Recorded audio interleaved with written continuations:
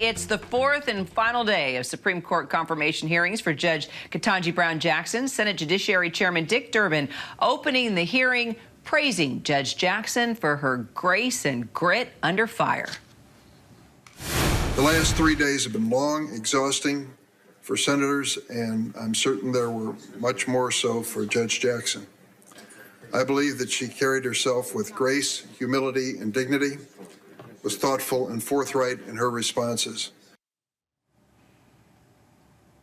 Senior Washington correspondent Devin Dwyer joining me to talk about this. And Devin, I think before we get to the first question, I should point out we were talking about her with grace and grit under fire. We were showing pictures of her wiping away tears. We should point out those tears were not because of her feeling that she was, not going to make it. Those tears were after Senator Cory Booker decided not to ask questions and just give her a motivational talk about what she represents to people of color, to women all across the country. So I just wanted to point that out. It was pretty amazing. If you want to quickly comment on Booker yesterday, it was pretty amazing.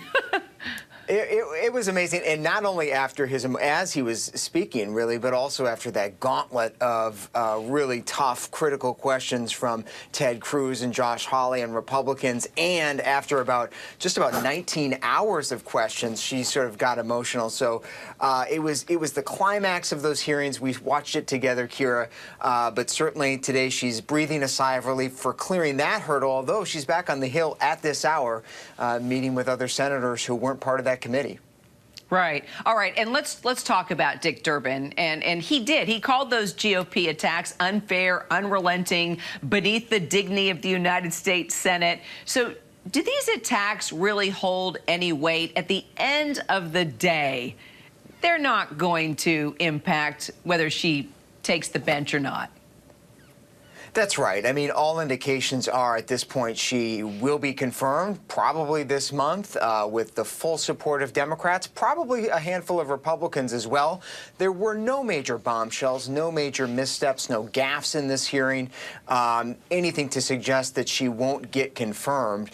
That said, Republicans have made clear today, Kira, they aren't just yet done with continuing their attacks on her record on sentencing in those child porn cases. There could be fireworks. There could be some delays. They're seeking some documents over her sentencing reports in a number of cases. There could be a fight over that. But the bottom line here is she's headed toward history, headed toward taking that bench as soon as the Supreme Court adjourns for the term, which is the end of June. But a little ways to go yet, but a major, major hurdle has been cleared. Absolutely. Now the expert witnesses speaking about her qualifications. The American Bar Association has given Judge Jackson its highest rating, by the way. Let's talk about the association and what exactly they will tell the committee today.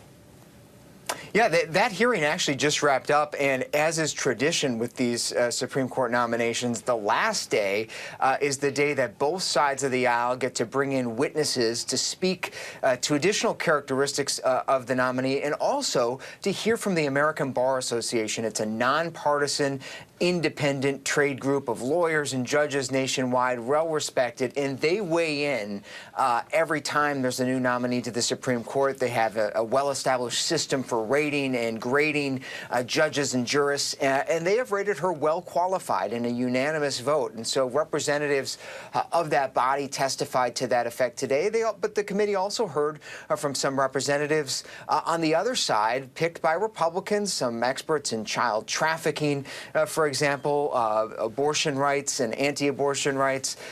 So they're continuing to flesh out the same attack lines and message lines that we heard over the last 3 days. But now, as you mentioned, those hearings are officially over, and it's down to Judge Jackson and her team to really do the work now of trying to court as many Republicans as they can. And, we talk about it not being required, Kira, but you and I both know that a nomination of this significance, of this historical significance, sure would be nice to have some support for both parties.